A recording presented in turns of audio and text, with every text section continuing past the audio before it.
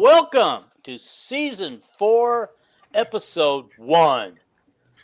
Paul, I, and Jason have been doing this show for the 3 previous seasons, and Paul and I were together for a couple of other seasons before on another podcast. So, here we are, guys. Let me take care of business. Then I got a couple things I want to do real quick. Okay, so hit the subscribe button. Do it now while it's right in front of you, okay? Then hit the like button. That's a little thumbs up. Just, hit the thumbs up button. Do it. And then, leave us some comments tonight. And then share it with all your Hawkeye friends, your Iowa State fans, your Nebraska fans, Minnesota fans, maybe even our Wisconsin fans. I mean, they might get a kick out of this show. And maybe they want to come in and leave some comments. Okay. Maybe I just want to kick them. What's that? I said, maybe I just want to kick them. Yeah, there we go. Paul, do you want to talk about your last second absent last week, or would you just prefer to move on? I think I'd just like to say that, I'm sorry I missed last week's show. And, I definitely would have liked to have been doing the show versus why I wasn't on the show. So there we go. Paul did watch the show, guys. He said he gave us a thumbs up for it. Thought we did a very good job in the last second. Welcome to our network, College Sports Villains. Making a comment tonight already. Okay. We're off to a good start. Okay. All right. One more thing we're going to take care of. We're going to do our 5. Each of us have picked our 5 most influential Hawkeyes of all times. But we had some news of the week, and so Calvin's going to be in charge of our news of the week. He's going to update you on some things that took place this week. And saying, Calvin, take it away, buddy. Okay, first thing is the Major League Baseball draft's going on as we speak. I watched it until the show started, and no Hawkeyes have been picked. They're only going to do 43 picks tonight and then go into Mars draft, but Obermueller could be picked. One mock draft has him 41st, but most of them have him around 60. Can I say something about Obermueller? Okay, yeah. I just don't think he held up all season. I don't know if he's going to be able to hold up all season. If he gets drafted, he might have to be moved to the bullpen and be a mid reliever. I'm no expert. I just know that he have a great season this year. I guess his dad wore down at the end. I guess his dad is the head of baseball development at the University of Iowa, and the scouts just love his control and spin rate, and he still has a live arm, but I don't know that much about it, Okay. Alrighty. Anyway, and there's a bunch of other Hawkeyes, like 4 or 5 that could be drafted. I always got this hotshot high school kid. I think he's from Missouri or something, maybe a pitcher, but I guess he's going to turn down the major leagues probably and end up at Iowa. But anyway, and then the other news was Wolitsko, you pronounce it with a V, I guess, but the top recruit we're recruiting, she's like number 2 in the nation, might be number 1, from California. She visited UConn and got some people excited because she said she had a great trip at UConn and everything, but she's down to 4 schools. USC and Iowa, I think, are the 2 favorites, and I think Iowa is the favorite. USC, I'd only have them in there because of local. They're local, but I think South Carolina's too far away, and Ohio State was up near the top of her list, but I think that coach getting a DUI probably didn't sit well with her parents. Her parents want her to be safe and go to school in a very good area, and Iowa City kind of marks all the boxes as far as a family atmosphere and culture. I grew up in Iowa City. I can vouch for that. Yeah. In the men, of course, the story was Trey Thompson, that he committed a week ago, which happened before our last show last week. But the news was that when he visited Iowa, Ben McCollum's the guy that brought up to him, hey, you ought to reclassify. It was like brilliant by McCollum, And so we got him, and he'll probably be in Iowa City in a matter of days. So then from practice, they say that Tate Sage, that very unrecruited 6'6" guard from Kansas, I think he is, has been looking pretty awesome in practice. Iowa got a football commitment, a walk-on from Decorah, and it's a commitment for last year's class, Will Hahn. If you've seen a picture of him, he looks like an Adonis or a bull or something. He's 6'2", 270.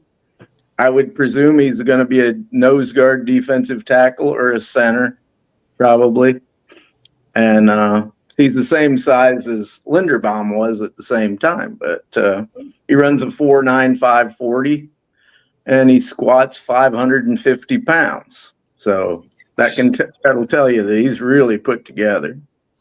So the other news of the week was Budmeier's podcast on wide receivers. That was very interesting about how deep the wide receiver room was, and the other news is this week. Well, the July 23rd is the anniversary of Swarm. Again, I'm sponsored by Swarm. Give donations to the Swarm, please. And the other news was that almost every outside contract they say to the clearinghouse so far, they had to be turned in the 8th of June. About every one of them is being turned down. That's interesting. That may make, like, all these players that are saying they're going to get $2 million to play quarterback for a school. They didn't go with fair market value. Well, I can fair market value. You could march up the clearinghouse and say, well, so-and-so got $2 million. That's what the market is. Now they call it reasonable value for your name, image, and likeness.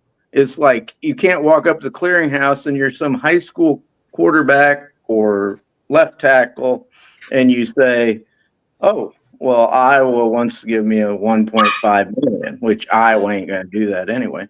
But you can't we'll say for another show, I would like to discuss all that. But we'll say that. Well, I'm just about done, Dean. Yeah, no, I'm just saying. I think that would be a lengthy discussion. No, it's be done in 3 or 4 words. The clearinghouse is telling them nobody in the country knows who you are, so you're not getting that money. There you go. So, and that's all the news of the week, I believe. Okay, so let's we're gonna now move. Paul, do you got anything you want to say on any of that news? I tried to interject when I could, but no, I'm good. All right, so let's first start with our most influential people. I don't know if we each want to go do one of them and then go on to another one, sure. or if we just want to give all of our lists at once and explain our list.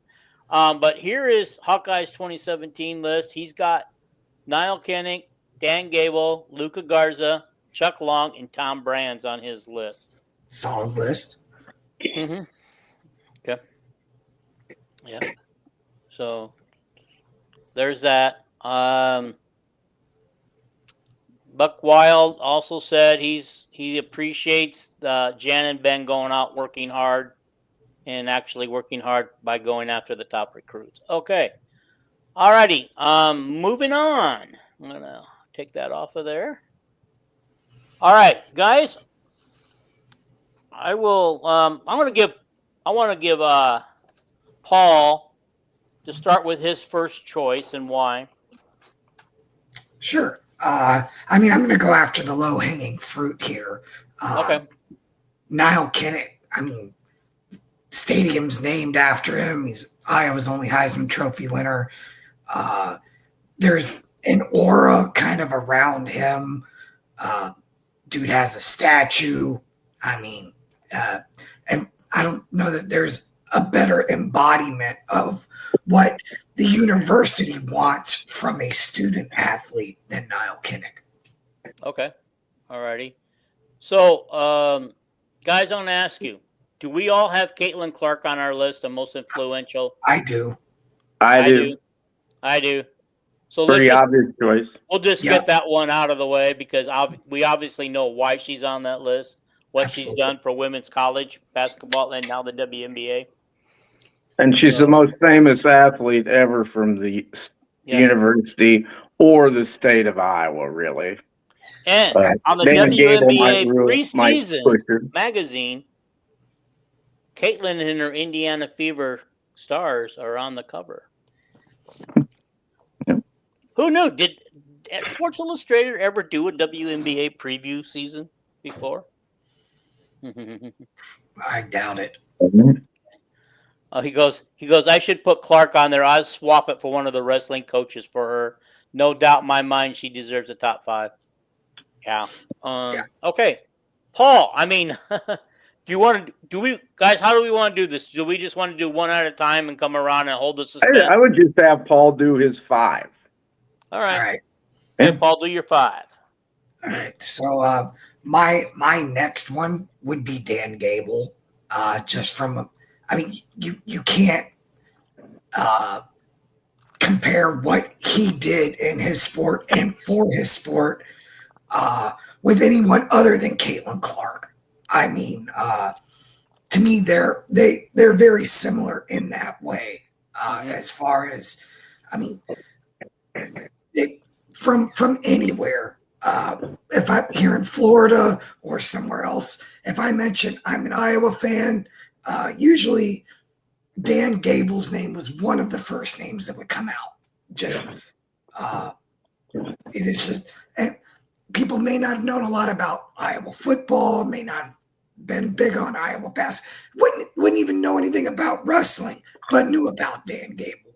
So. Yeah. Well, you know, the thing about Dan Gable, you want to know how influential he is. He still goes to all the home wrestling meets. And his grandson played baseball this year for the Hawkeyes, and he was at a lot of the Hawkeye home baseball games. Nice. How And influential is that? Dan- He's starting to influence baseball now. And Dan Gable won the Presidential Medal of Freedom for our country. So Michael, what is that screeching? Do you guys hear any screeching? I do not. I did. I didn't know if somebody's their smoke alarm was screeching or what, but it's gone now. I don't hear anything. Okay. Michael, do you still hear it? Because we don't hear it on our end. Okay. What's your next one, Paul? I'm going to have to go with Kirk Ferentz. I mean, he's going to be the Big Ten's all-time wins leader, most bowl wins, right, for a Big Ten coach, and then just National AP Coach of the Year twice, I think, and then just everything he's done, following a legend. In his own right, Hayden Fry. You never want to be the guy to follow the guy, and yet Kirk has done that. So, okay. What else you got? So I think I tried to be too smart by half here, and my last pick is Forrest Evashevsky for leading Iowa to Rose Bowl wins and a national championship, if you count that. Yeah. He hired Ralph Miller too There we go. as the athletic director. So I was close to saying Bump Elliott, but I went for Stevashevsky. Mm-hmm. Okay. I'm going to All surprise you guys with mine. So anyway. Okay. Those are my 5. The last one was your Caitlin Clark, so that's Okay, Correct. go ahead. Your You turn, want me to buddy. go? Oh yeah, I'm Well, gonna go I last. feel like Kirk Ferentz because I'm following the legend, Paul. Yeah, Here, I thought I was the legend. it's a damn. Nah, you're like Walter Cronkite or something. You're the moderator. That's Anyway, right. yeah. Just steady and consistent, right? My 5 in order. 1, Caitlin Clark, the most famous athlete in the world now. I don't think there's anybody, and she's the most influential person in her sport, in women's sports. She raises. Nobody cares about the WNBA until Caitlin Clark starts playing there. You know. That's And true. let's be honest, the numbers show too that not that many people care now about the WNBA, but they like watching her. That's right. And did you Yeah. notice when she was out with injuries, ticket sales were down, dollar sales dropped, TV revenue dropped, and so Yeah. now that she's back playing again, And she took the greatest upset in the history of mankind was Iowa women's basketball beating South Carolina, and she did it with Yep. a that 40 was their point first triple, loss in 2 a years. I 40, think. 40 point triple double.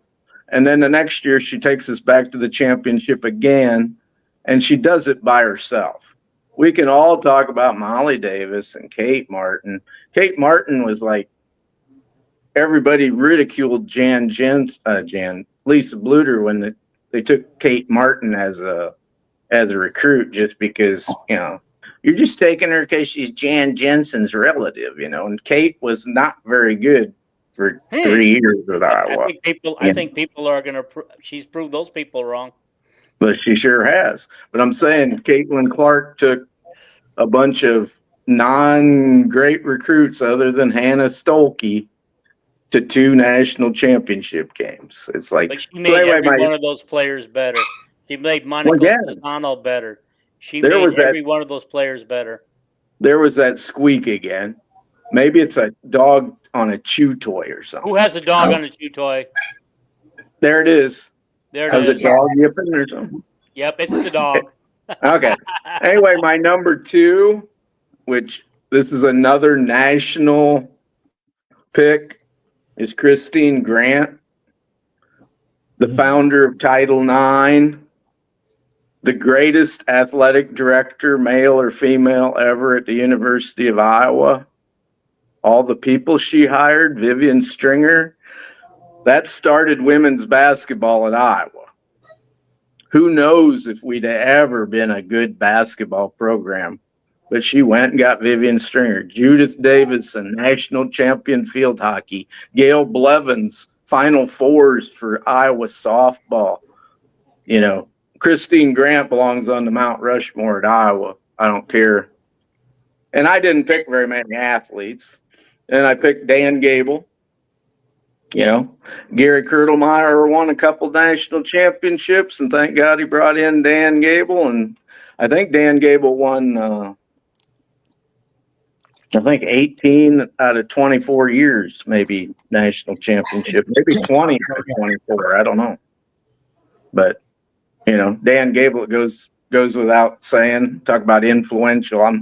I using the word influential, My 4th one, the most influential person, not a coach, not a player at the University of Iowa, but I know a lot of ex-players. All you have to do is mention is Steve Crafterson or any of the football players, Chuck Long, Ronnie Harmon, John Streif. Yes, they will agree with you on that.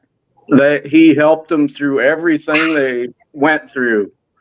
And he was the glue to the University of Iowa from probably about 1972 until, I don't know if he retired in 2012. I have no idea. But, and my 5th pick is Hayden Fry. And people say, well, why did you pick Hayden over Kirk? Well, without Hayden, there's no Kirk. It's true. We're older than you, Paul. Me and Dean can tell you. Iowa was the crappiest football program with Northwestern and Kansas State. Those were the 3 worst football programs in the country. 20 straight losing seasons. And Hayden Fry, that's why I call him very influential. So those are I my want to five. say 20 non-losing seasons because they did have a couple of seasons where they finished 500. I didn't know that, but Yeah. I can dig it out in my book if we want to look it up, but I have it. yeah. I think Jerry Okay. Burns went 5-5 once there. He was ranked number one. It was his first season. Had Wilburn Hollis as a quarterback. Number one, and they go 5-5. Yeah, because I think Jerry Burns, Jerry Burns. I think he followed Forrest Evasiski. Yeah. And he had the talent that Forrest had, and then bombed. That was his first year. But Wilburn Hollis like broke his leg like the first game of the season or something. But he just wasn't a head coach. Great offensive coordinator for the Vikings and stuff. I wrestled between Kirk and Hayden. I did because, like you mentioned, there is no Kirk without Hayden.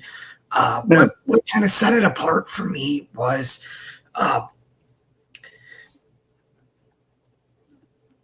Kirk is coaching in a different era, right? Than Hayden. When Hayden much tougher, much more parity, and there's more parity in the Big Ten. A lot of that is because of Hayden. A lot of these other programs got our assistant coaches and modeled a lot of what Iowa was doing to be successful against the Michigans and the Ohio States. So I mean, you're exactly right. Wisconsin was pretty much nothing without a Hayden Fry assistant, and Illinois is going to be very consistent with Brett. Another thing to point out. Can I say something real quick? Okay. Well, I'll only take a second and then I'll be done. Alrighty. When I was in the 70s, I used to buy these Hawkeye football action guides when Bob Cummings was coach. And we had losing records against every Big Ten school about except Northwestern. Now, and I mean, we were 30 games behind like Minnesota and Wisconsin. Now we're like tied. Yeah. That's Hayden Fry and Kirk Ferentz, right? I'm done. Okay. No, I just wanted to say, when Alvarez left Iowa, he went to Notre Dame first, and he credited what he learned at Notre Dame for what he was doing at Let me take care of this. I will be right back, guys. Okay. Yeah. Right. Well, I listened to Alvarez's interview, and he said, I took from Nebraska, Hayden Fry, and Notre Dame. Yeah. Okay. Lou Holtz taught him how to run the football better. All right. Okay. We kept getting Michael. I think he's wondering why we didn't pick Ferentz or Sean Green. I think B.J. Armstrong, Roy Marble. These guys are the guys we're picking, and everybody has a different reason. But we're picking what we consider to be the most influential people. And in my mind, they not only influence the sport they're at for the school, but also on a national basis somehow. And just what they're doing outside of the sport. I mean, we're going to get to this. Those guys that you mentioned, I mean, there definitely would be on my all Hawkeye team. If I ever. Yeah, we're gonna mention later in the show the best athletes at each sport, right? No, your favorite, not your best, because I will look like a fool if we said best and I start making these. Okay. Yeah. Right. Okay, but you're free to make it whoever you want. All right, guys, I haven't done my list yet. Okay. Well, let's do it. Okay, Hayden Fry, for the very same reason why you guys have talked about it. Without Hayden Fry, we don't have Kirk Ferentz, and Hayden Fry's coaching tree is amazing. The people that are out there that have coached as head coaches, that I don't know how many of them still are, but there was assistants under those guys who are probably still coaching. Hayden Fry influenced football, not only at Iowa, but nationally, especially with his coaching tree and his players who've gone on to coach. Okay. All right. Dan Gable, all the same reasons you guys have already talked about. So we actually had a lot of the same people on our list.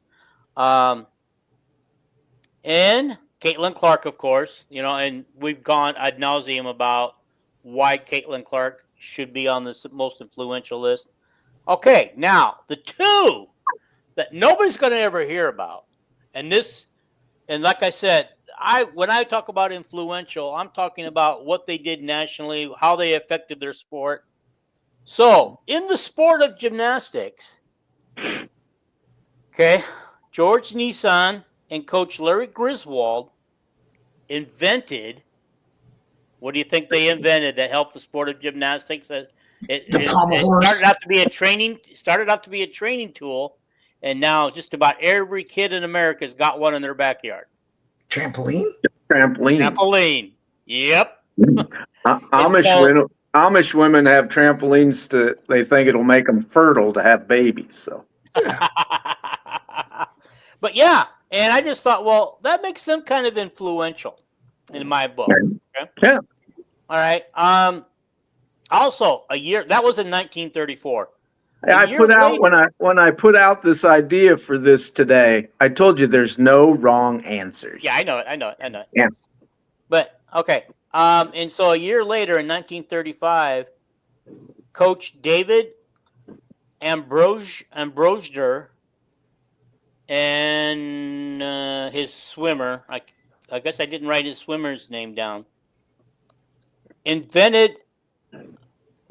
they modified the butterfly stroke, which had already been reintroduced. A new strike. A butterfly stroke is a combination of, I can't think of what two strokes. Anyway, but when you watch the Olympics in the swimming and they're doing the butterfly, you will see they're doing a thing called the dolphin with their feet. Yeah. They invented that or developed the dolphin stroke, to go with the butterfly stroke in the pool. And cool. They were a coach at Iowa and a swimmer at Iowa. And see, since it's still very, very popular, almost 100 years later, because, we're only, 90 years later, I had to put that down as one of my most influentials. Good pitch. Can I give two honorable mentions? Because I think it's really important. Yes. I'm going to actually do some honorable mentions, but if you got some others you want to talk about, throw them on there. I would say Chris Street. His death was like a national story that was, led Sports Center, and the whole Chris Street Award, his legacy, and then Duke Slater, if I'm not mistaken, he broke the color barrier in the Big Ten. In the NFL too. Okay, in the NFL. And he was the first circuit judge in the state of Illinois that was black. And we have Duke Slater Field at Kinnick Stadium. Yep. I think that's how they say it. And when they came out with the all NFL team for the first 50 years, Duke Slater was a guard on there. Okay. And for some reason, they didn't put him in the Hall of Fame till a couple years ago. Oh, wow. Yeah. Buck Wild for Kirk to leave says, has Paul ever done the breast? No, never mind. I miss the great assistants and skilled position coaches Hayden hired. Yeah, that we could talk about, Hayden's skilled and great assistants that he had. It was interesting. I honestly do not think that some of the assistants he's got are that bad. I'm in love with Tim Lester. That guy, he could make me walk through fire if I had to. Yeah. Kirk's had a bunch of two of the best assistants in the country. So, anybody ever hear of the best assistant that Kirk ever had? Norm Parker. Norm. I mean, he's above Phil Parker. I mean, anybody ever hear of Jerry Philbin? Who developed that 2002 offensive line, and he hated recruiting, so he went off to the NFL. Ron Aiken was the defensive line coach, and he won Assistant of the Year in college football in 2002 for that unbelievable defensive line. And Aiken hated recruiting, so he went off. to the NFL. I'd actually But forgot about those guys. and Ferentz mentioned the other day when they had him on the Big Ten Network. That was a great interview, a great show. And anyway, he said the thing about he got hired at Iowa by Kirk, and he said, Kirk, all the guys he hired, he didn't hire anybody with a good resume. Bill Snyder was a offensive coordinator at a junior college. Yeah. For those of you who don't know, Kirk Ferentz was a grad assistant offensive line coach for 1 year at Pittsburgh, and he was 24 or 5 years old. You know, it was like, for you guys who don't know, Kirk Ferentz did an interview with Chad Lysico. It was set up in parts 1 and 2 podcast at Hawk Central, and unfortunately, he only made it for subscribers only, so not everybody got a chance to do that. But I'm told that he's going to take that subscriber only off of it pretty soon, so that'll be open to everybody. That was a great article. It was very good. It may be a little controversial to say, but while we're listing off assistant coaches and that from the Ferentz era, you have to mention Chris Doyle. I mean, he was regarded as the best in his field. He was a genius. Paul, are you of the opinion we shouldn't have fired him and we should bring him back? I think that ship has sailed. I'm just going to leave it at that. I'm going to leave my opinions alone. So. My opinion was he was fired for a very, very good reason. You know, when I hear them players talking about him stomping on their fingers while they're doing push-ups and stuff, well, screw that. And the guy that took his place, just as good as him. Yeah. You know. Okay, so I got 3 honorable mentions that went to school at the University of Iowa. So if you went there, you're still a Hawkeye, right? If you didn't play sports or coach sports. Yeah. So here's my three most influential people. Harry Branstad, 2-time governor. I mean, 2 terms, or not 2 terms. I don't know how to even put that. 2 he had separate. 1 long running term. No. Sat out for a few years, came back and had another long running term. Mm-hmm. And you know, he nationally on the Republican Party. And I believe he went international too by being an ambassador to one of the foreign countries. China. Okay. Tom Brokaw, the nightly news guy. Tell me he wasn't a little bit of influence when he was doing the nightly news every night before he lost his job.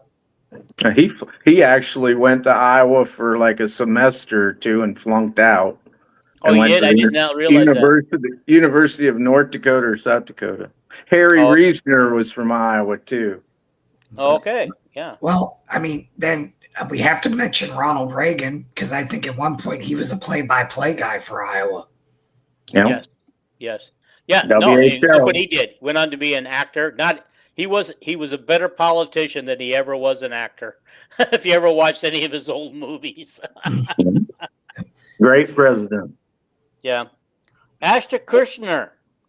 People might laugh at me at this one because he's an actor, been on TV, movies a lot, had his own show on Music TV where he would prank celebrities. And then he's done some, I believe he was one of the first people to get in on the Bitcoin thing or something similar to that. Okay. If I'm not mistaken. And so he's been influential that way too. So they're my influential people. And the last one that's my honorable mention was a former Hawkeye, 5-time NBA champion, Don Nelson, coach. This is a good one. Great coach. Yeah. And again, from the Hollywood non-sports world, Gene Wilder. Yep.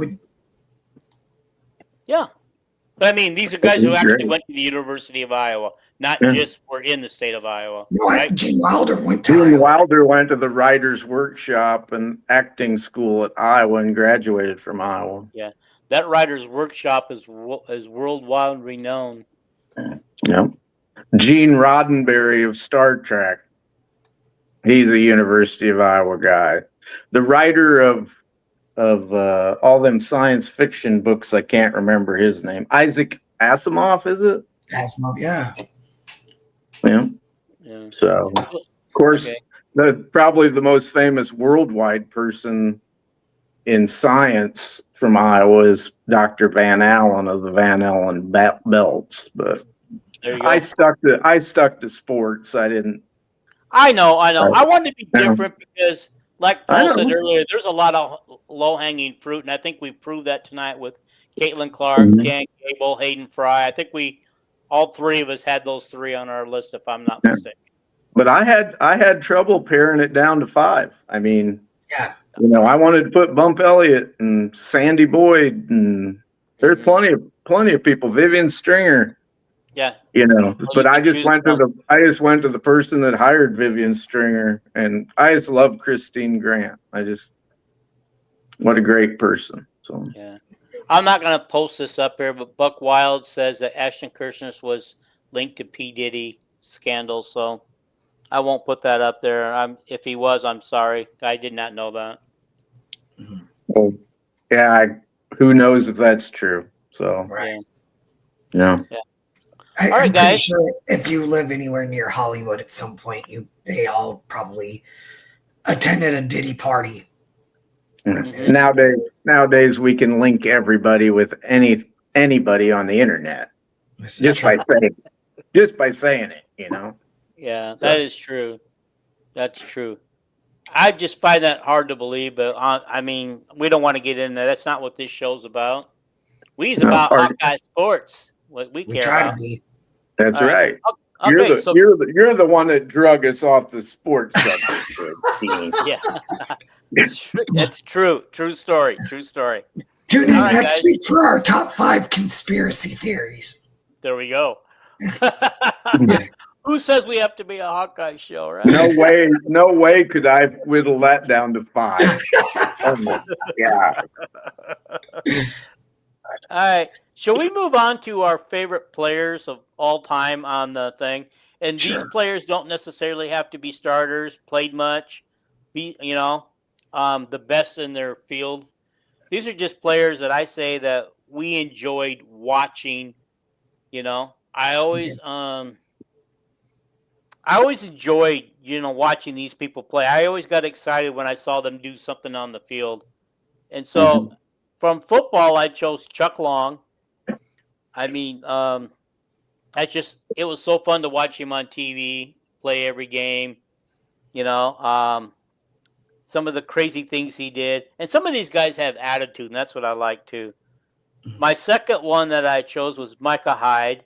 I love the way he played defense and his interceptions. And, I can't remember if it was him that got the ball flipped to him by Tyler Sash or if he put Tyler Sash.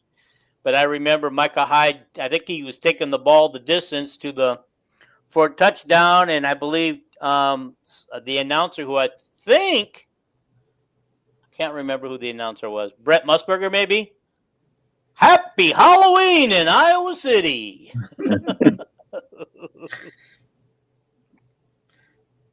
Yeah. Okay. Oh, yeah. Okay. So Buck Wild likes Aquam Wadley and DJK will always be his top 2. Screechy's back. So I don't know what's going on there, guys. Well, it can't be the dog. I put the dog up. So Could it be something, Michael, with your computer or your phone? I don't know because we're not hearing it on our end. Okay. All right. I think it's Mark Wiseman for Heisman. What a hell of a running back. But we didn't really have any other running backs that year, and I think they just wore the heck out of him. He just by the end of the season, he had no juice left. Okay. But I loved it. Another guy I loved, every time he'd make a tackle or a sack or something, Chad Greenway.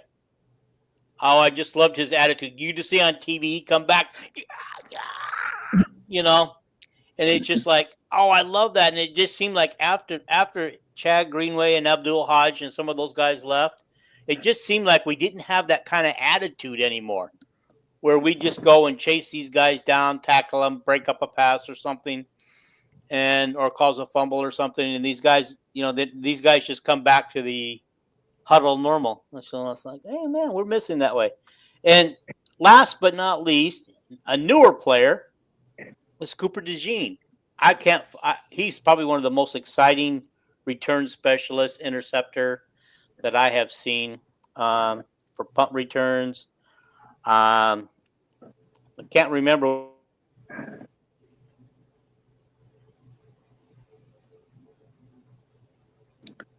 Seems like everybody's froze up except me. Guys, I don't know. Okay, we're back. Okay, there's guys, Gene. Yeah, we're here. Was I the only one missing? Yeah, you were froze. Here, the three of us were all missing. Okay, so if anybody didn't hear, Cooper DeJean was my last choice for obvious reasons, because he's one of the most exciting ball handler returners that I could tell. I know that Tim Dwight would be on a lot of people's list among a good returner and everything, but the thing with Tim Dwight is I was living in Iowa in the pre-internet era, or the internet was just getting started. And so I wasn't getting any of the game coverages. The only games we get out here in California were the national games. So I might get to see Iowa once or twice a season if I was lucky out here. And everybody's going to have 1,000 people on their list, Dean. Yeah. So. Yep. Okay. All right. Okay. Moving on. Well, wait a minute. You guys want to talk about before I do another one, let's talk about your football players. All right. Okay. Paul, you go first. All right. In some ways, I'll probably mirror some of yours, but for me, number one is Bob Sanders. I mean, man crush. Okay. I have a man crush. It is what it is. Yeah. Oh, yeah. Guy just, there's no 2002 without Bob Sanders. There's no 2001 without Bob Sanders. And I know it. I mean, they went 7-5, and I believe with the Bull win that in 2001. And I had to listen to it on the radio because I wasn't able to be home to watch it on TV. And the thing they just kept mentioning Bob Sanders' name, and I go, man, I hope that guy comes back next year because I don't know much about this guy. And I think Peyton Manning would tell you, he doesn't have a Super Bowl ring with the Colts without Bob Sanders. Mm-hmm. So, yeah. And so, Hawkeyes 90, which is happy 50th birthday to Twin Dyke. Can you believe he's that old already? And that's good timing for that comment because he was my number 2. Perfect. So, I mean, I don't really think there's a lot that needs to be said about Timmy Dwight. Again, he's got a Big Ten trophy award, right? It's the Lott Dwight, it's the Dwight whatever return specialist award. Yeah, the Dwight Rogers, something Johnny Dwight, Rogers, Dwight and something. Tim Dwight. Johnny Rogers is the other name on it. That's right. That's what it is. My third guy is Tavian Banks. I mean, between him being a Hawkeye and a Jaguar, the funny thing is there's a highlight of him like hurdling a guy as a Jaguar. It's still on some TV promos here from like 1997. So, my next guy, you guys, I'm a child of the 80s. So, a lot of my guys, I'm guessing, Kelvin, you're probably going to have some throwback guys that are a little bit earlier, but yeah, I'm gonna have some guys I never even saw play. So, okay. As far as favorite guys, I love Drew Tate. I loved watching him. And then my last guy is Matt Roth. Another Matt Roth, yeah, he was a good one. Oh yeah. Yeah. When he got that sack against the Gators and got up and did the chomp at him, just yeah. All right. Go ahead and go, Calvin. Okay. Well, I'm gonna go in reverse order. I'm gonna go. I'm gonna go Chuck Long, number 5. That's a great Is pick. the most under-recruited quarterback I ever heard Iowa ever sign out of high school, and I've been following it for a long time. And he turned out to be the best quarterback we ever had. Tells you a lot about recruiting, doesn't it, Paul? Absolutely. So, number 4, I'm gonna go to the human bullet, Bobby Sanders. I mean, I love my Kansas City Chiefs, and I watched him on 2 straight plays blow knees out of my Kansas City Chief running backs, and we were down to Larry Johnson. There goes Priest Holmes out. You know, oh my God! I thought, "But I love you, Bobby, but quit hurting my guys." But, and I love Bobby from the very first game he played in the kickoff classic or whatever it was against Kansas State. It was in Kansas City. Yes. And we punted and he went down and he took a Kansas, one of Bill Snyder's punt return, put him out of the game. You know, and I knew right then, boy, Well, I think he had an effect. I think he had an effect on every game he ever played at Iowa. Yeah, absolutely. Well, while we're on the subject of Bob Sanders, okay. Desmond Sanders from Erie Cathedral High School in Pennsylvania. Yeah. But there was a person that used to frequent this podcast a lot, but hasn't for quite a while now. Probably upset with me, to she. But she was a huge Bob Sanders fan. Colleen. Yep, you knew that. Okay. Yeah, I know Colleen. So. Okay, so she went to an Hawkeye dinner somewhere where he was one of the people featured. She got to sit next to him and even managed to get a kiss out of him. Oh wow! Yeah. Good for her. She had and she became a friend of his. You know, I didn't realize that they become friends. Yeah. Yeah, she's a great gal. Yeah. I don't know what happened to her, why she doesn't come here anymore, but you know. I only got through. Tell me. Only got through 2 of my people, right? Yep. Go ahead. Long Sanders, Cooper DeJean. I think he's one of the most natural football players I ever seen at Iowa. You know, he'd be number 3. Number 2, a player that's more natural football player ability. This is per Kirk Ferentz than anybody he ever seen. Guy that some of you guys hate, but Ronnie Harmon. Sure. Best running back that ever played at Iowa, hands down. Great blocker. And the best wide receiver that ever played at Iowa. First 2 years he was next comment. Who did you pick? Ronnie Harmon. Okay. I'm sorry. I was looking at something else and I didn't hear. Okay. Anyway, he played first 2 years at wide receiver. He almost left Iowa because he didn't want to play wide receiver. Hayden said, "Stay here, boy. You'll be a first-team All-American at running back." And then my number 1 player. Well, I guess I'd skip Duke Slater, but my number 1 player obviously is the GOAT at Iowa. I heard Kirk Ferentz do. I think it was maybe like the 70th anniversary of his death or something, and Kirk Ferentz gave a dissertation about him on the Big Ten Network. Niall Kinnick. Yep. Niall Kinnick, this is what Kirk said. He led the Big Ten in punting his last 3 years. 1 year when he had a broken ankle. He was the Reggie Roby of punting in the Big Ten. Then he scored 108 of Iowa's 120 points for the Iron Men, right? 1929. He led the team in passing, receiving, and rushing. the third thing that Kirk just could not believe is he's the all-time interception leader, of course. And his senior year, he got 8 interceptions.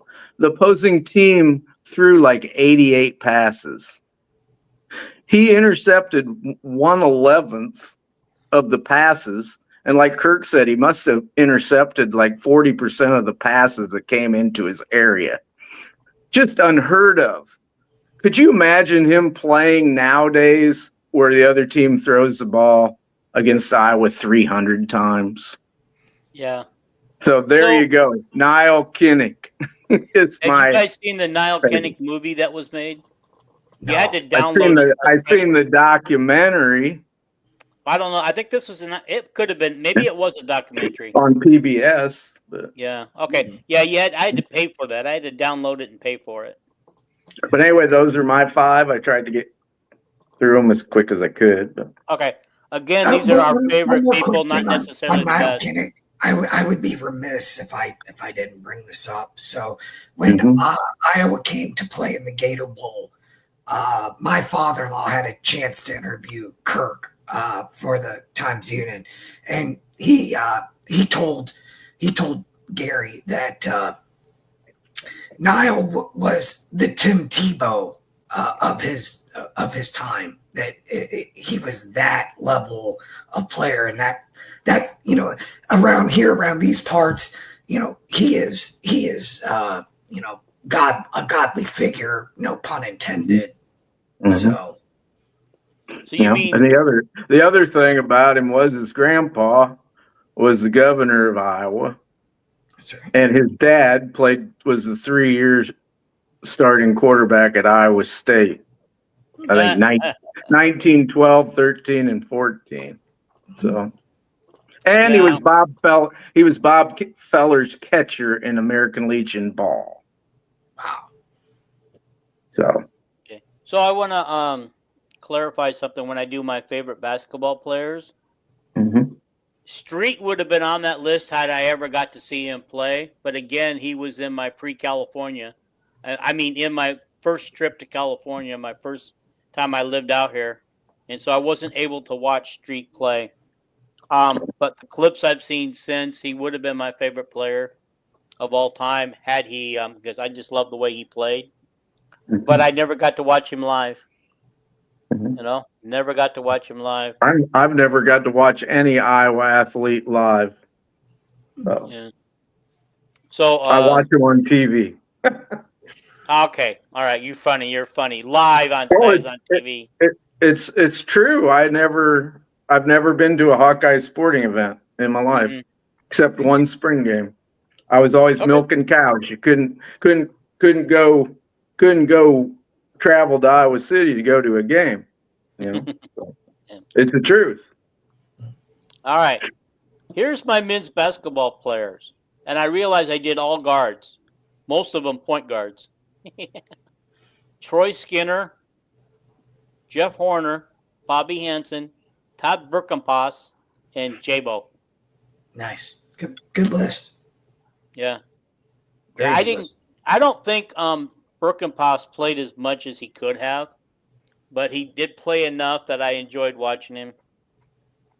Okay. All right. He had a terrible ankle injury as a freshman, is why he was more limited.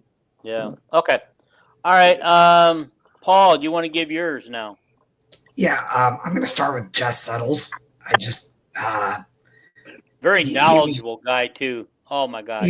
He was just my favorite as a young guy. I love the way he played with such effort and passion. And I always thought if Iowa could have, 5 guys that played as hard as he did, that team would be awfully hard to beat. My next favorite guy to watch was Tyler Cook, just because he was just such a great athlete. Jabo, because he intentionally missed the free throw, and BJ Armstrong and AC Earl. Those are my 5. Yeah. Yeah, I had a hard time with this one because I liked watching BJ and Rory Marble, and was it Ed Horton on that team? Yeah. Kevin Gamble and Brad Lowhouse. Yeah, yeah. The year this is kind of funny story, guys, but the year that that first year they came to Long Beach while I was down here, and so me and my buddy who was also from Iowa and big Hawkeye fan, we drove to Long Beach to watch him in a tournament. And I think it was called the Anteater Tournament. Anyway, we watched them play the Irvine Anteaters and destroy them. And man, we were just having so much fun. And of course, it was on the All Iowa Network at that time. And we would go and right at the thing, I think Bob Hogue was still the announcer for them at that time. So we'd get behind. We'd get behind all those guys, you know, on the cameras going, "Hi, Iowa, we're still alive."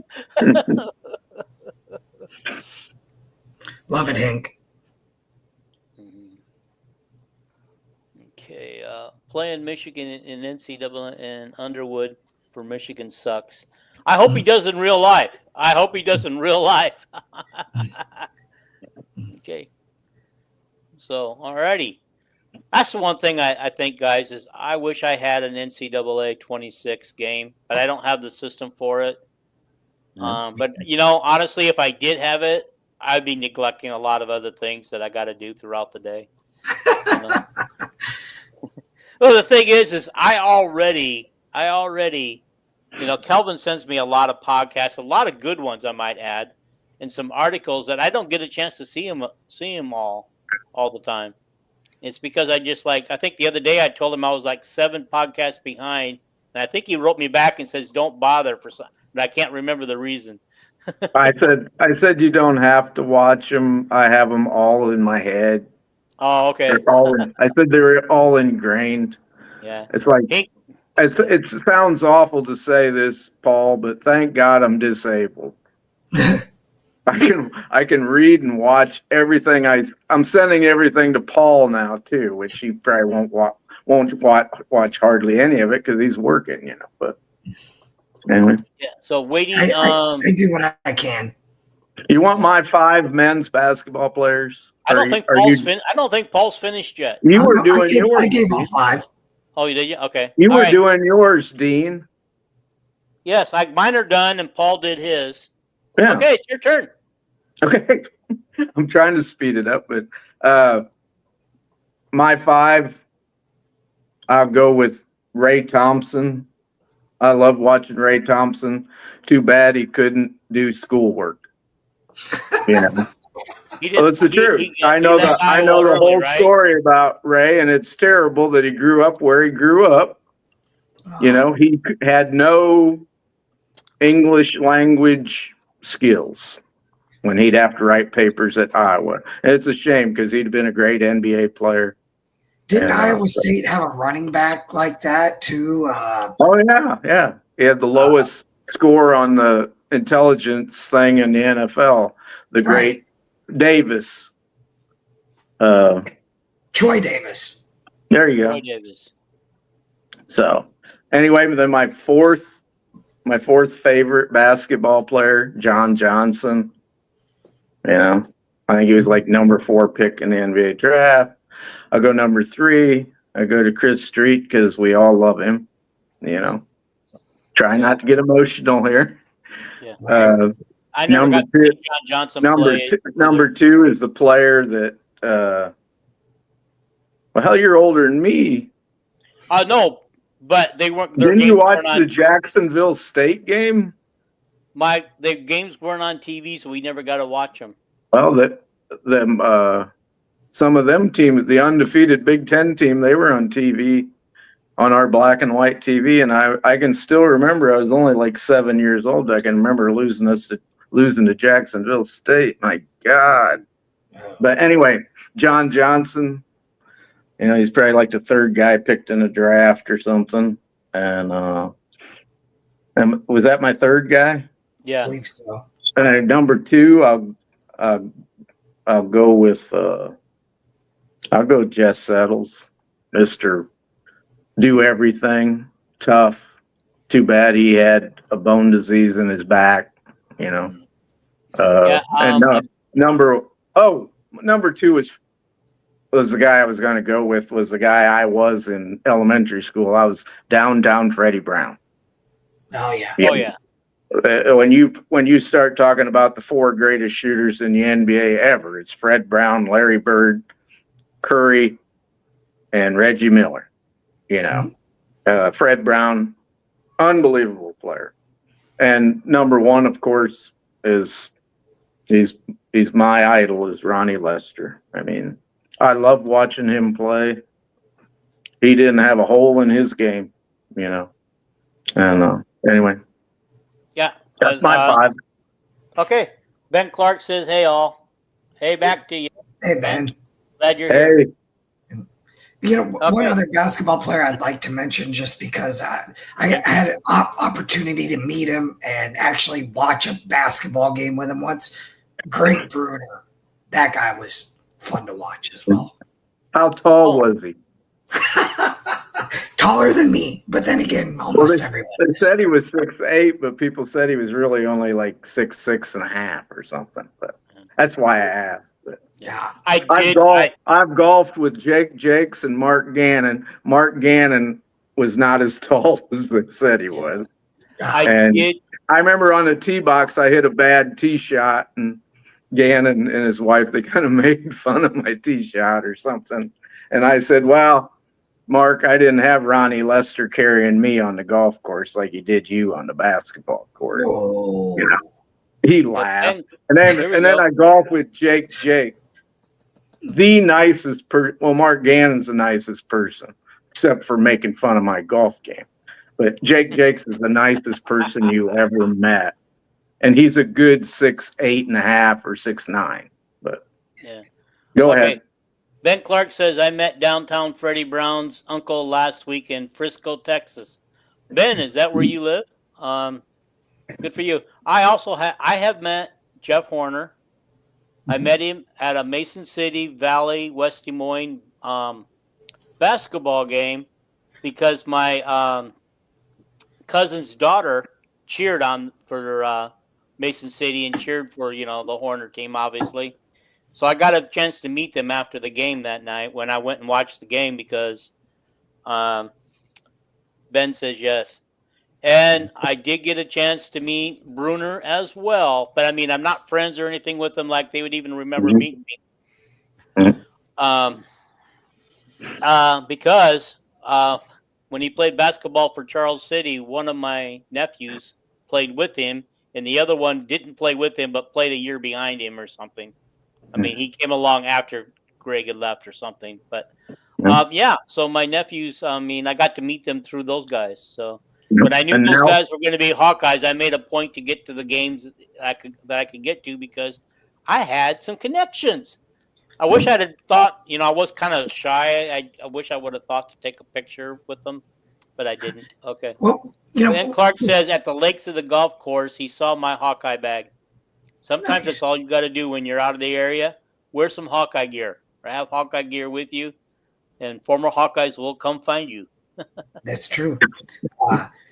When I watched that game with Greg Bruner, we were watching Jeff Horner play.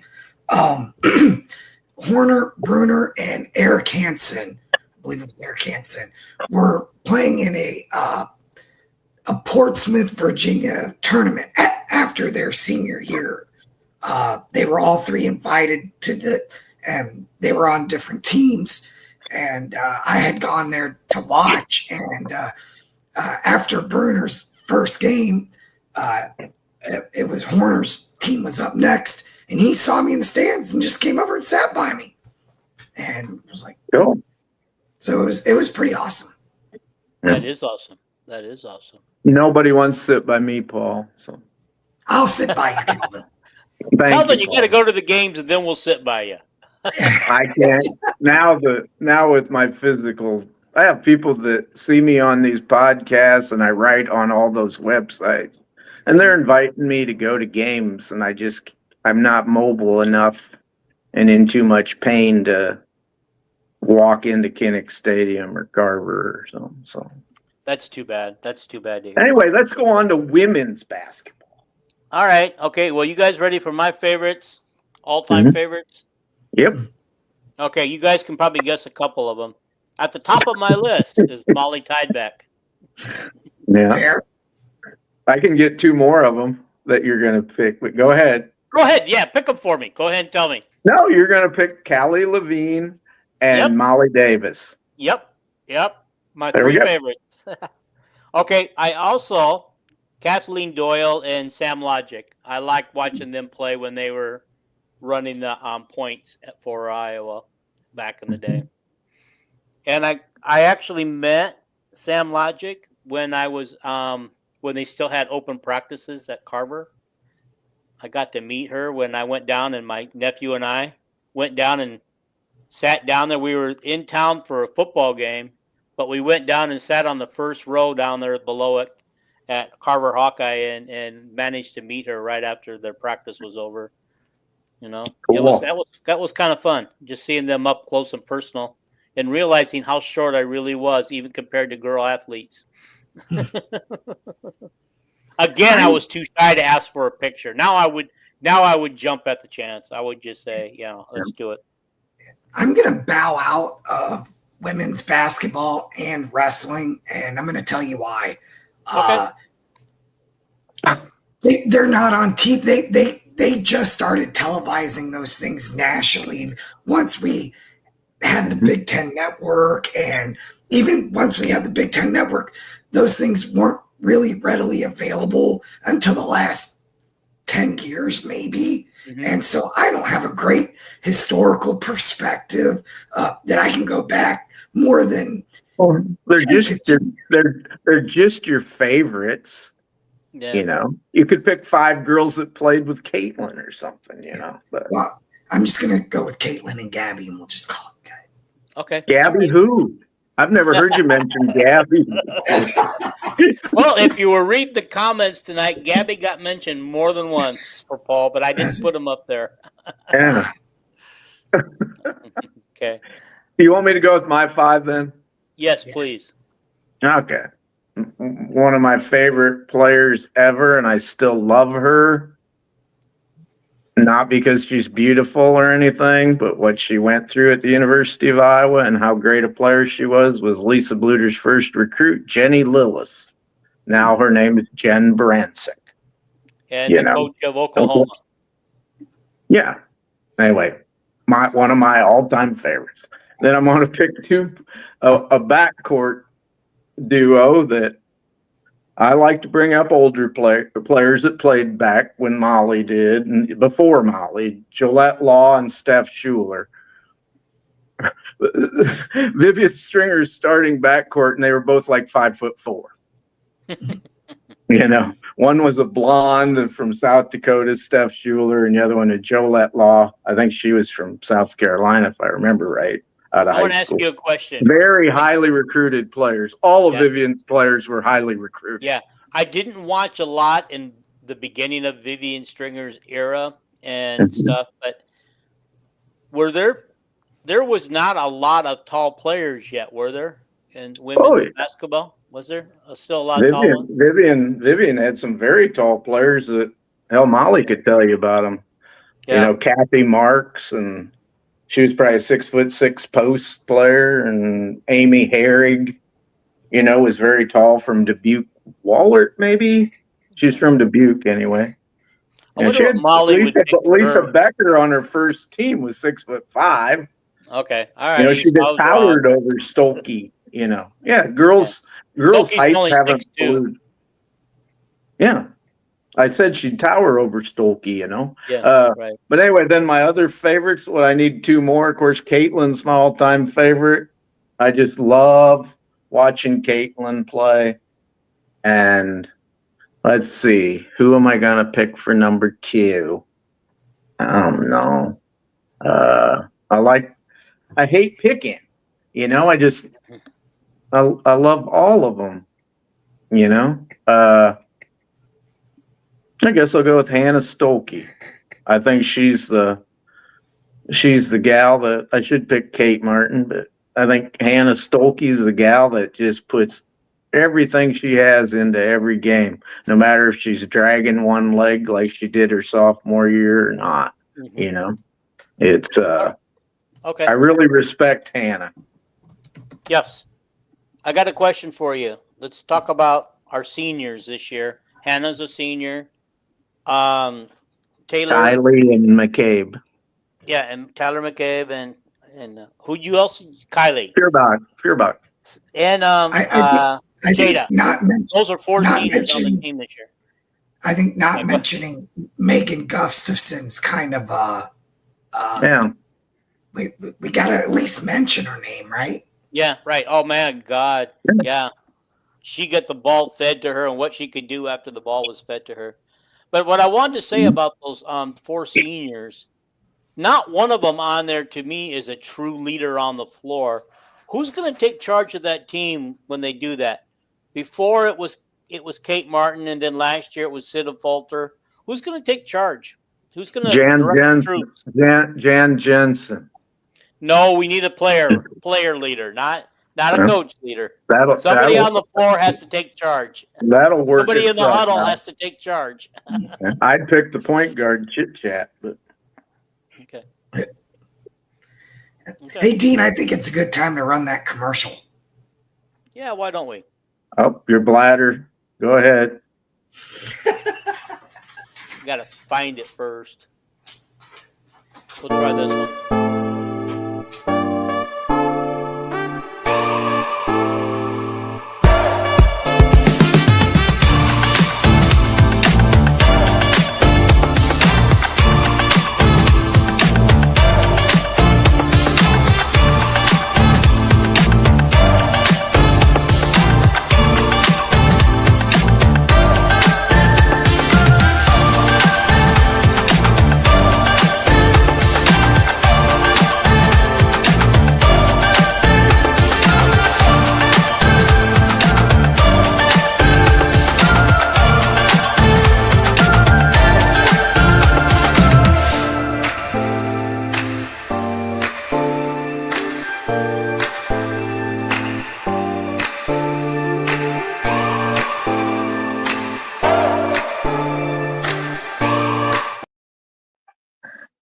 All right, guys, you're back.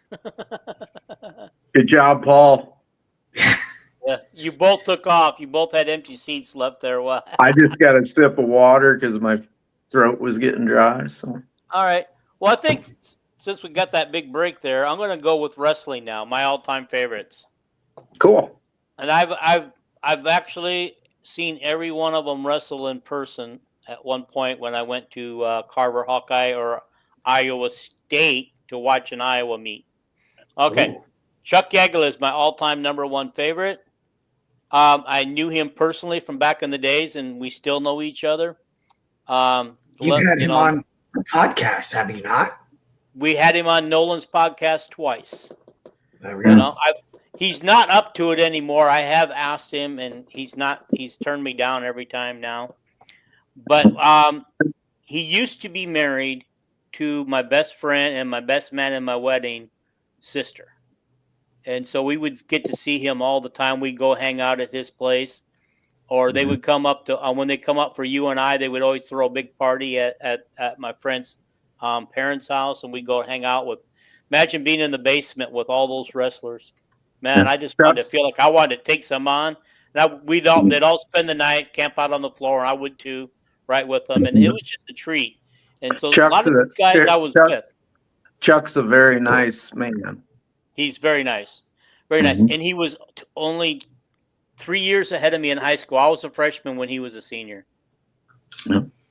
Okay. One of Gary Kurtelmeyer's recruits. So yeah. Yep. And a great college referee too. Yeah, I used to love watching the wrestling on TV and seeing him on the mat getting it with it. So Chuck, if you're watching, thank you. All right. And two other guys who were also in that era from, Chuck Yeager was actually in this era where I was talking about was actually an assistant coach at the time. These two wrestlers were on the wrestling team during that time with Chuck Yeager as Chuck was what I want to say, assistant coach was Barry Davis and Randy Lewis. And I sat up all night talking to Randy Lewis one night when we were over at one of the parents' house, and what a nice guy that guy was.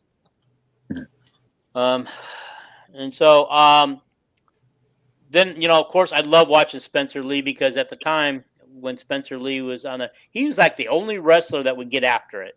And you know how I love wrestlers that get after it. They just like no hearts bold, even risk it, like we know that Spencer Lee lost an important match. I don't remember which match it was when he took a risk and ended up getting pinned because he took a risk. Didn't he have a bad knee at that time? Two. I think he won national championship with no knees. Two torn ACLs. Yeah. You would have never known it watching him wrestle, would you? Yeah. Okay. And my final one is a current wrestler. I think he's going to be a senior this year. Is Drake Ayala, because he kind of somewhat reminds me a little bit of Spencer Lee, but he just doesn't have the killer instinct yet. But I think he will this year. I believe he's going to give us that this year. All right, what do we got? I guess Paul's already done his, so because Paul bowed out on that one. Unless you can think of one you want, Paul. Think one or two. I mean, yeah, definitely Spencer Lee would be on that list. I'm drawing a blank on one that I should know. I know his name, and it's on the tip of my tongue, and I can't pull it at the moment.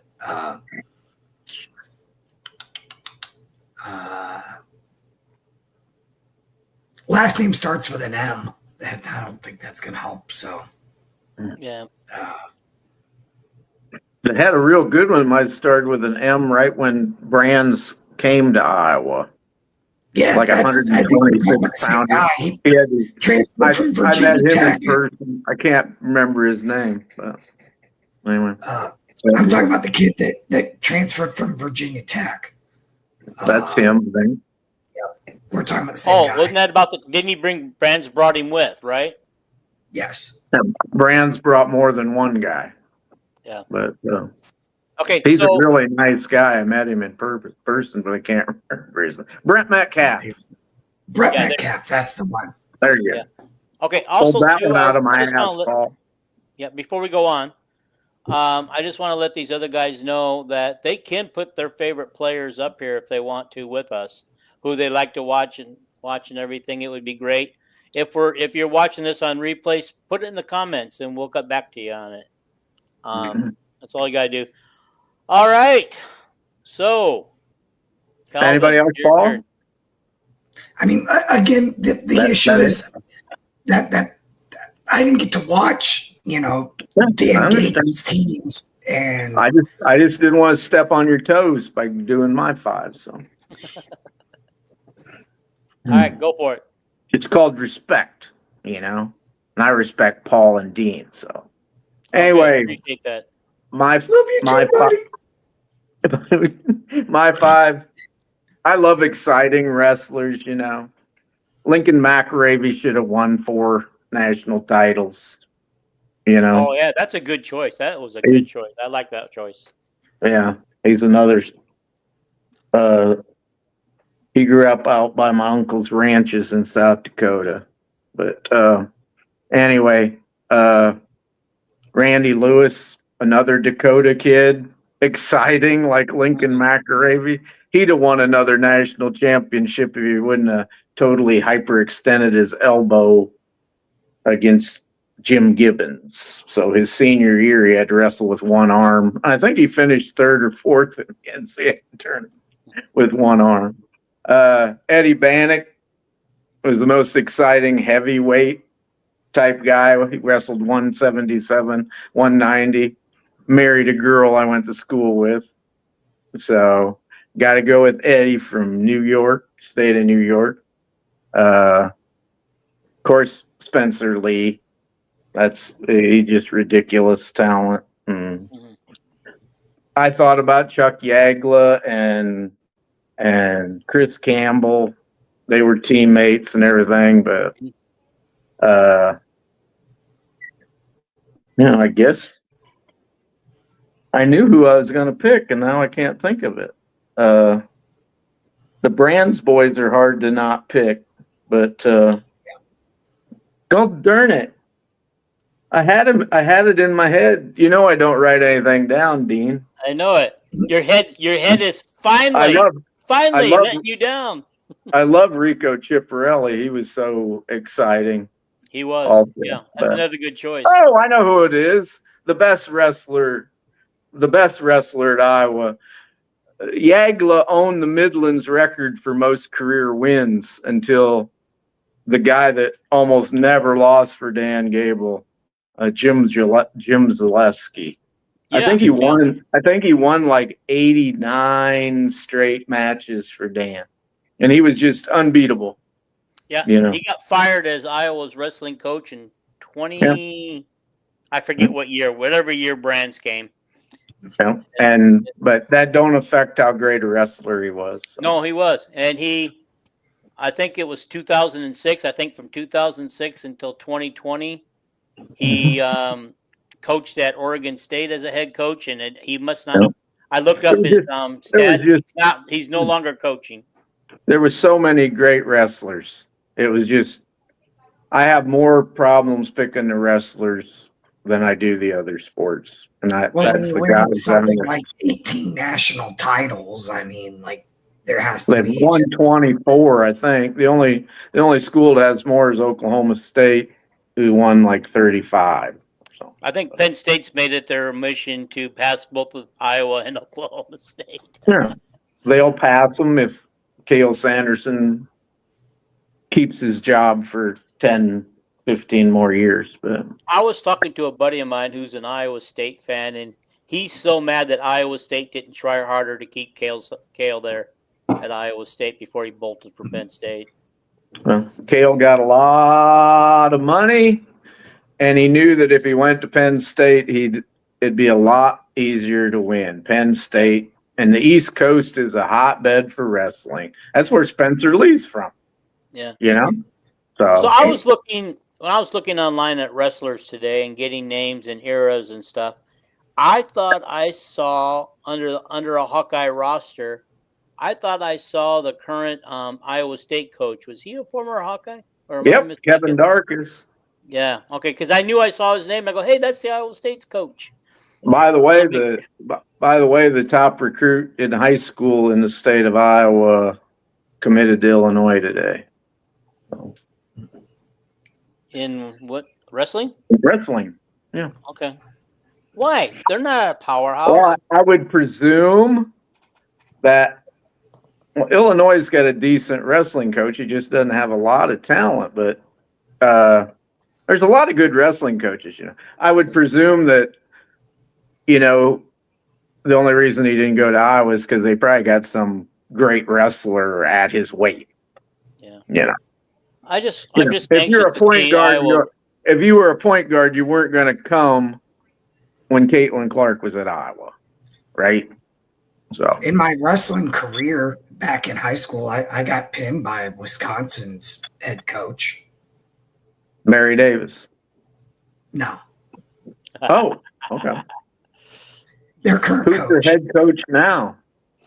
What is his name? I don't know. Barry Davis just retired like a year ago or two. He was from Cedar Rapids Prairie. And his brother, Lenny Zaleski. Lenny Zaleski Jim Zaleski's brother, Lenny, was a great wrestler. They were all from Cedar Rapids Prairie. But, think of all those brothers we've had over the years in the program. All the brothers. It was Chris Bono. He beat me actually in the Florida. It was actually at state at the first round. I was the lowest seed in our weight class, and I'm pretty sure I have the state record for fastest pin in the state. He got me in like 4.5 seconds. It was just okay. Thank you, Paul, for getting pinned that fast. Thank you for getting pinned that fast because I wrestled one who was one of my best friends, and I think he pinned me in about 10 seconds. But he was also a state qualifier in wrestling too. Boy, that Bono, he was really put together.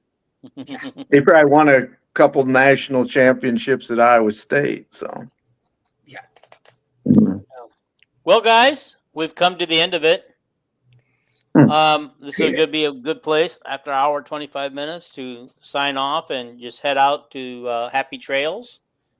Yeah. Guys, if you made it this far, thank you for watching. Please hit that like button while you're in front of it. Smash that sub button. Share this, man, and just leave a comment. All of you, just go back and leave a comment about what we're talking about today. This was kind of fun. I had to eliminate a couple of spots where I was gonna stream this to today, because as we went live, I was told that those places no longer are available for live streaming view. So that's why we didn't have nearly as many people on tonight as we normally have. Yeah. But I'll be sharing this all over. I know Calvin shared it. I've seen him share it. Paul, I need you to share, buddy. All right, I'll get on it, man. All right, guys, we'll see you the same time Sunday, as for sure. Next Sunday, same time. All right, guys, we're out. Thank you for watching, everybody. Good night. Hawks.